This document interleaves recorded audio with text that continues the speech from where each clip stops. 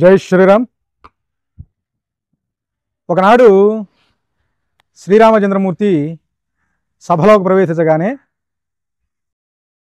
1000 సూర్యులు ఒక్కసారి ఉదయిస్తే ఎంత ప్రకాశం ఉద్భవిస్తుందో అంత ప్రకాశం ఉద్భవించిందట. ఇది విన్న వెంటనే కొంతమంది కుహనా మేధావులకి ఒక ప్రశ్న తలెత్తవచ్చు. ఏమిటా ప్రశ్న అంటే,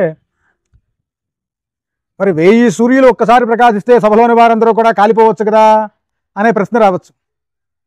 అలాంటి వారికి సమాధానం ఏమిటి అంటే, రామచంద్రమూర్తి యొక్క తేజస్సు అద్వితీయమైనటువంటి తేజస్సు.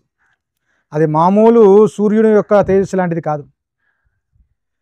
ఉదయకాల సమయంలో అంటే సూర్యుడు ఉదయించే సమయంలో ఆ కమలాలు ఎలా అయితే వికసిస్తాయో ఆ సభలో ఉన్న వారి హృదయాలు అనే కమలాలు కూడా ఆ తేజస్సుకు ఒక్కసారి వికసించాయట అని శాస్త్రవచనం. కాబట్టి ఆ సూర్యనారాయణమూర్తి యొక్క తేజస్సు దానికి కొన్ని లక్షల రెట్లు తేజస్సు ఆ శ్రీరామచంద్రమూర్తిలో ఉంటుందట. ఇలాంటి మంచి విషయాలు తెలుసుకోవాలి అనుకుంటే ఇప్పుడే మన ఛానల్ సబ్స్క్రైబ్ చేసుకోండి. జై శ్రీరామ్.